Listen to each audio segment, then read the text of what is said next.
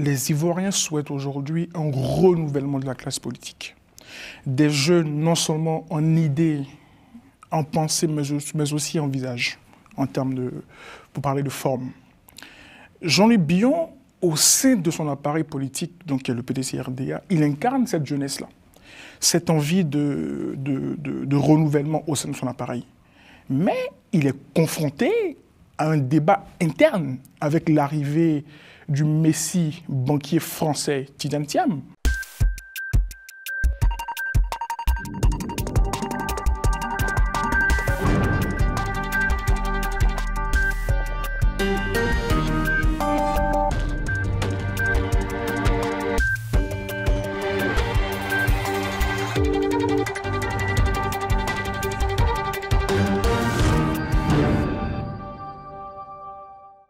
La Côte d'Ivoire, deuxième économie de l'Afrique de l'Ouest, s'apprête à vivre une élection cruciale qui s'annonce à la fois ouverte mais aussi incertaine, alors que le pays a connu un passé notamment marqué par les violences électorales en 2010.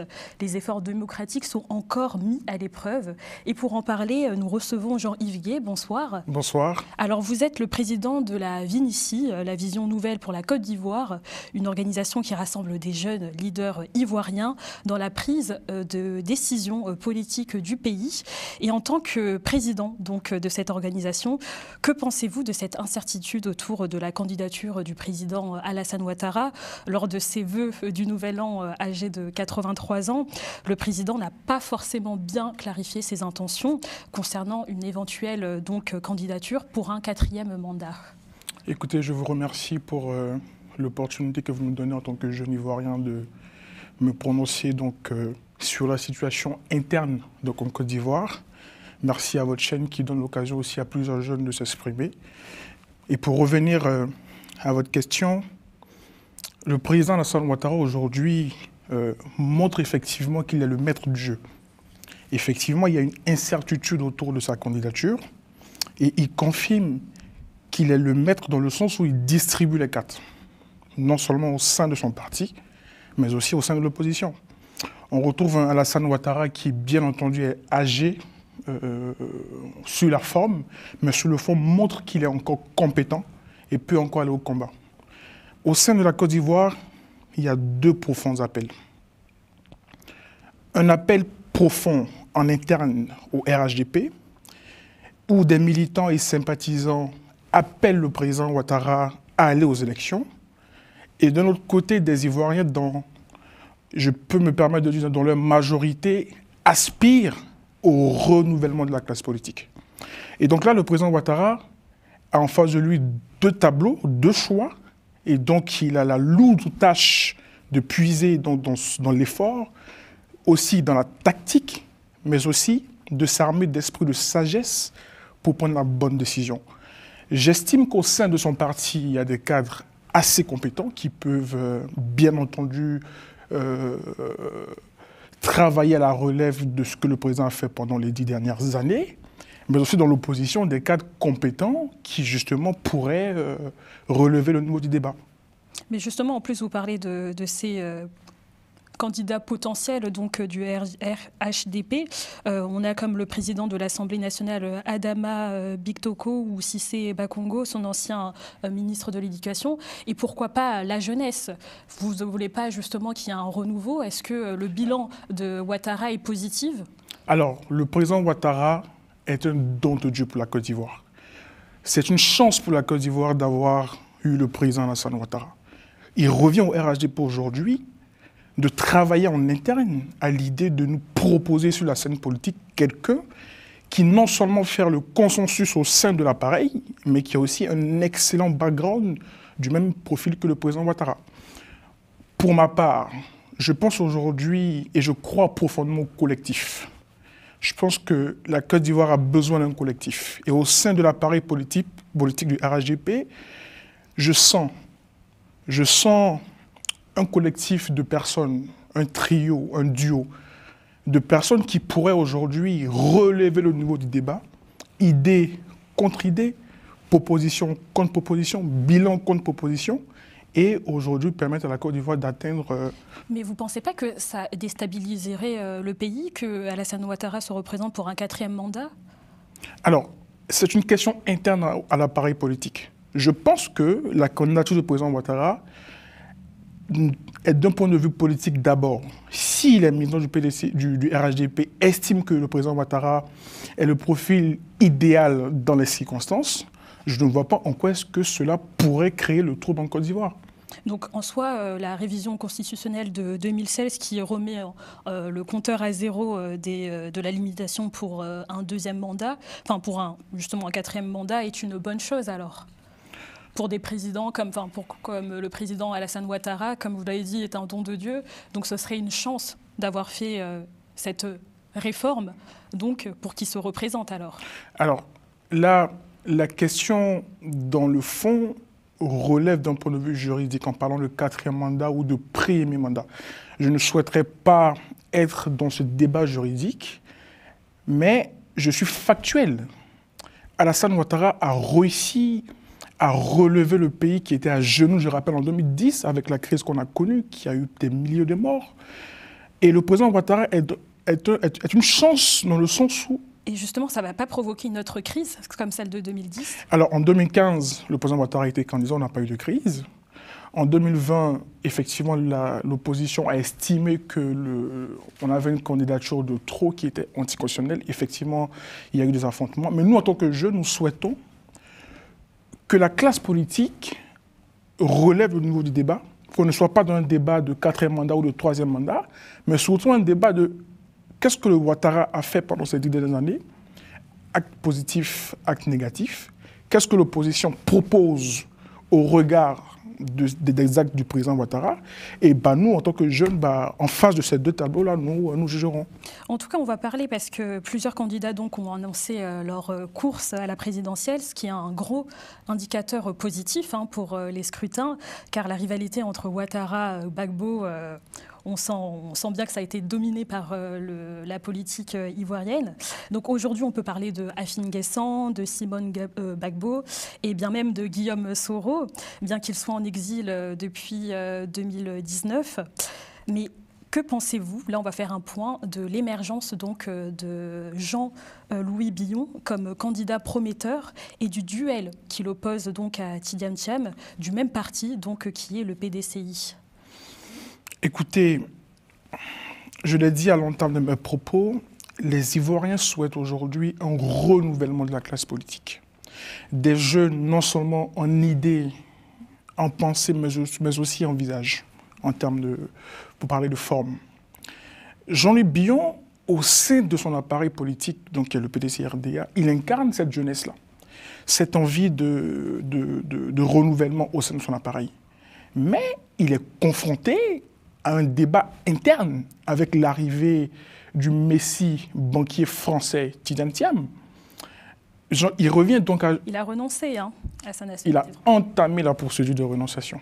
Il n'a pas renoncé, il a entamé la procédure. Donc, Tidiane Thiam est considéré comme un Français aujourd'hui, mais qui est d'ailleurs aussi un Ivoirien. Et du coup, Jean-Louis Billon est confronté à un débat interne au sein de son appareil. Donc, il doit convaincre les militants du PDC-RDA, mais aussi montrer qu'il a un profil meilleur par rapport à celui de Tidiane Thiam. Et en face de ça, l'opposition, le parti au pouvoir aussi proposera son candidat. Je pense que Jean-Louis Billon... C'est ce qui touche un peu justement le fait qu'il n'ait pas encore la nationalité ivoirienne. D'ailleurs, c'est des propos qui ont été démentis par son avocat au niveau de l'entamation de sa nationalité. C'est ça qui fausse en fait le duel? Non, Tidiane Thiam est un Ivoirien. Tidiane Thiam est un excellent profil ivoirien. C'est une chance, c'est une référence pour nous en tant que jeunes de voir Tidiane Thiam qui a eu un parcours aussi brillant dans de grandes banques, dans de grands cabinets à l'international. Mais ce que je dis, c'est que j'estime que, au-delà d'être un excellent profil intellectuel qui pourrait justement faciliter le développement de notre pays, la Côte d'Ivoire, c'est un profil prématuré pour octobre 2025 du fait de son absence.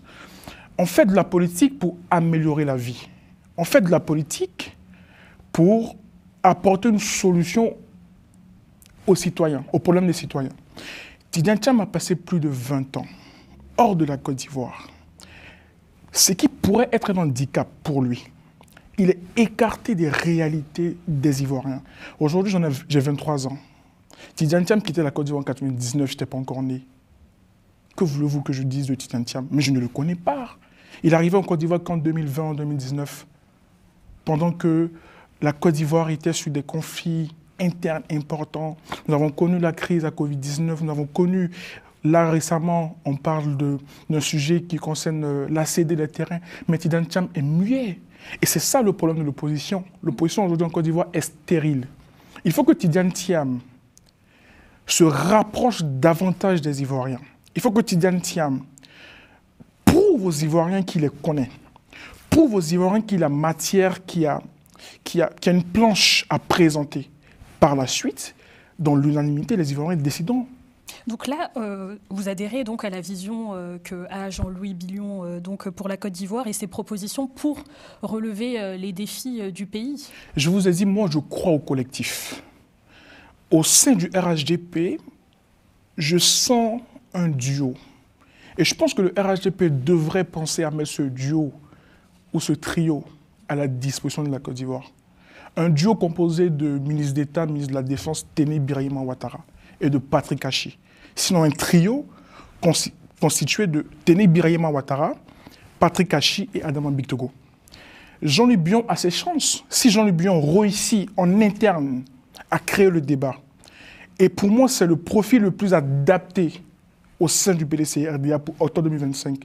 Pour moi, c'est la continuité du président Félix Houphouët-Boigny, du président Henri Konan Bédié, du fait de sa constance, de son vécu et de ses prises de position. Mais pourtant, en soi, Billion et Thiam ont les mêmes aspects au niveau réforme économique et intégration régionale. C'est juste que Thiam met davantage l'accent sur des principes généraux de bonne gouvernance et d'unité nationale, alors que Billion, lui, il est beaucoup plus au niveau tout ce qui est économique. Je vous arrête. Depuis l'arrivée de Tidjane Thiam en 2020, 2019 pour être plus précis, je ne sais plus, Tidjane Thiam n'a fait aucune proposition de réforme. Aucune proposition de réforme. Quand vous regardez Jean-Louis Billion, qui est un élu depuis l'Assemblée nationale, propose des réformes continuellement. Qu'à travers les réseaux sociaux, à voir la communication de Jean-Louis Billion, de jour en jour, nous avons des réformes. Quoi comme réforme, par exemple? Je ne peux pas vous dire parce que je ne suis pas un sympathisant de Jean-Louis Billion, je ne suis pas un pro-Billion. Mais ce que je vous dis, c'est qu'aujourd'hui, les Ivoiriens aspirent beaucoup plus à avoir un débat d'idées, un débat de propositions. Et Jean-Louis Billion incarne, à mon sens, je peux me tromper, mais incarne cette catégorie de jeunesse, de leaders politiques là, qui s'inscrivent dans la continuité de nos aînés, mais aussi qui sont compétents à l'idée de proposer des réformes importantes. Et vous pensez qu'une réconciliation pourrait être possible dans le parti? Dans lequel? Le PDCI. Alors, il revient aux militants du PDC-RDA de répondre à cette question. Mais ce que je constate, je vais lancer un appel à nos camarades jeunes qui sont militants au PDC-RDA. Parce qu'il y en a beaucoup, en tout cas dans la diaspora ivoirienne. C'est ce que vous dites. Aujourd'hui, le PDC-RDA risque d'aller dans le fond. Le PDC-RDA mise à 100% sur Tidjane Thiam, qui à l'heure actuelle n'est pas éligible. Nous sommes à quelques mois des élections présidentielles. Si en août 2025, finalement, la procédure de renonciation à la nationalité française de Tidjane Thiam n'aboutit pas, quel sera le sort du PDC-RDA? Il est dans l'intérêt du PDC-RDA de ne pas écarter tous les potentiels candidats de la machine, de travailler à un consensus, de travailler à une réconciliation s'il y a guerre éventuellement, à l'idée de proposer un plan B ou un plan C ou un plan D aux Ivoiriens. Et en tant que président de la Vinici, vous faites à travers les jeunes leaders ivoiriens, quelles sont les réformes que vous voulez apporter au pays, concrètement? Il y a plusieurs réformes. Nous nous retrouvons très régulièrement avec des membres de l'association pour discuter des sujets d'actualité nationale, excusez-moi. Sur la réforme de la CEI, par exemple, sur la réforme du foncier aujourd'hui. On a des jeunes qui non seulement sont présents dans la diaspora, mais aussi sur l'échiquier national qui réfléchissent et nous proposons des réformes à nos gouvernants. On estime aujourd'hui qu'il faut d'abord créer le débat dans cette catégorie de jeunesse. Bien entendu, porter ces débats-là à l'échelle nationale et justement proposer ces mesures-là. Aujourd'hui, si vous allez sur mon site internet Jean-Yves Gay, vous avez accès facilement à nos réformes que nous portons au niveau de l'association, sur le site de l'association également. Donc, au moment opportun, en lien avec les sujets et les thématiques qui nous seront proposés, nous, en tant que jeunes leaders de notre association, nous n'hésiterons pas justement à rendre publiques nos réformes qui sont d'ailleurs publiques sur les réseaux. Hein. Et que pensez-vous justement de cette jeunesse qui de plus en plus dit non à la France, là en ce moment en matière politique militaire, pour faire face à la menace croissante des groupes extrémistes donc violents qui traversent la frontière depuis le Burkina Faso, le Mali. Le gouvernement ivoirien a lancé un programme spécial du Nord en 2022, mais parallèlement à ça, le président Alassane Ouattara a donc demandé le retrait de 600 militaires français, qui devraient de base être là pour maintenir dans le pays la présence militaire française, mais maintenant, en ce moment, elle est de plus en plus flexible. Le président Alassane Ouattara a dit qu'ils allaient être sur place, mais leur présence allait être de plus en plus flexible. Est-ce que vous, en tant que président donc de la Vinici, les jeunes, qu'en pensent-ils de cette politique militaire française? Alors, je vais donner un point de vue personnel et puis après me permettre de porter haut la vision de mes camarades sur ce sujet. Aucun pays aujourd'hui ne peut se développer seul. Je crois en la coopération. Je crois en ce partenariat entre plusieurs nations. La France est un partenaire historique à la Côte d'Ivoire. Je pense qu'on ne devrait pas être dans la rupture brutale. Je pense qu'il faut s'asseoir avec notre partenaire ancien qui est la France, discuter d'une éventuelle réforme. Le monde évolue. Lorsque nos aînés, nos aïeux signaient ce partenariat, le monde était à une échelle un peu plus bas. Aujourd'hui, nous sommes à une échelle un peu plus élevée. Aujourd'hui, on parle de transition numérique, on parle d'intelligence artificielle, on parle de sécurité et défense. Donc, il faut que ces deux partenaires historiques s'asseyent et ensemble trouvent de nouveaux schémas, de nouveaux mécanismes de réforme de ce partenariat-là. Alors l'exemple du Tchad et de la Guinée et du Mali ne sont pas des bons exemples à prendre pour la Côte d'Ivoire? Pour mon cas, nos camarades de ces pays-là, qui ont, je rappelle, utilisé la rupture brutale, ne sont pas sur le bon chemin. Je pense qu'il faut privilégier une rupture concertée. Je pense qu'il faut s'asseoir ensemble, redéfinir les modalités de partenariat en prenant en compte les aspirations des uns et des autres.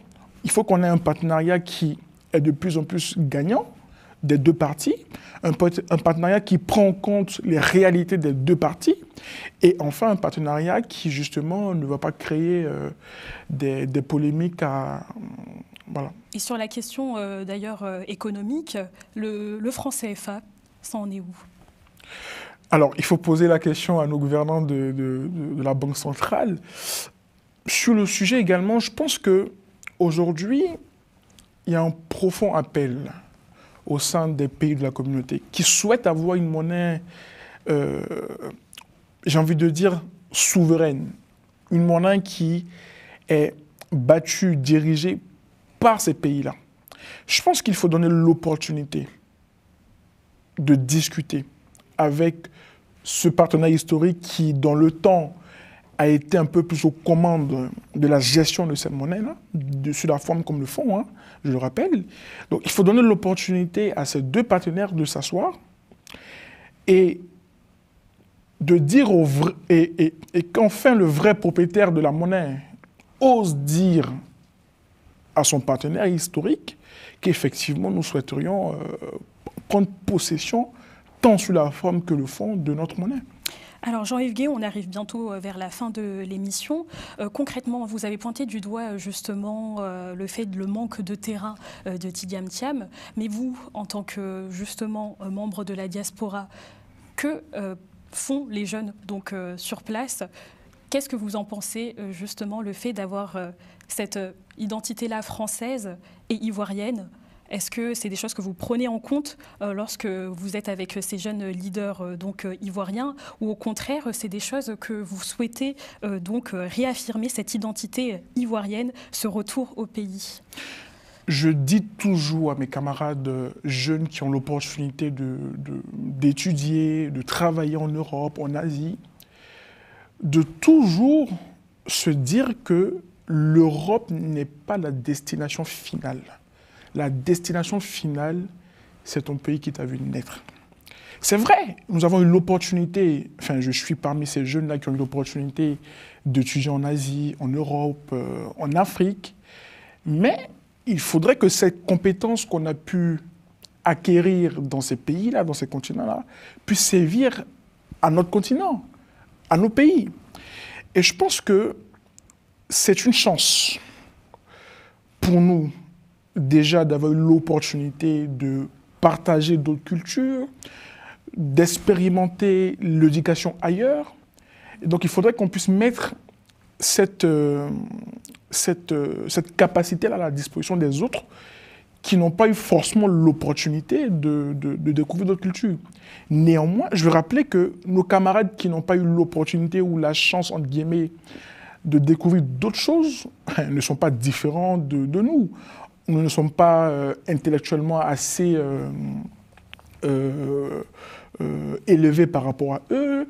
Nous avons juste en plus de culture, en plus d'expérience professionnelle, et justement qui doit servir à notre pays. Donc j'appelle tous mes camarades jeunes qui sont dans la diaspora, qui de plus en plus sont actifs, à ne pas se laisser guider par cette envie-là d'être toujours dans le froid. Et quel serait donc, pour clôturer cette émission, le candidat idéal? Pas forcément au niveau de l'opposition et du parti de pouvoir, mais les caractéristiques donc d'un futur président. Écoutez, je vais aller au fond de votre question. Je vous ai dit, il y a un besoin en Côte d'Ivoire. Les Ivoiriens et les Ivoiriennes souhaitent le renouvellement de la classe politique. Des jeunes non seulement en idées, en âge, mais aussi en termes d'image. Et je crois profondément à un collectif. Je crois profondément que pour octobre 2025, le RHDP devrait mettre à la disposition de l'ensemble des Ivoiriens un duo ou un trio. Un duo constitué du ministre d'État, ministre de la Défense Téné Birahima Ouattara et de Patrick Achi, ou un trio constitué du ministre d'État, ministre de la Défense Téné Birahima Ouattara, du Premier ministre Patrick Achi et d'Adama Bictogo. J'ai dit. C'est votre dernier mot de la fin? J'ai dit. Eh bien, merci beaucoup Jean-Yves Gué, donc président fondateur de Vision Nouvelle pour la Côte d'Ivoire, en route pour les élections donc. Et on se retrouve très prochainement sur Global Africa Télé Sud.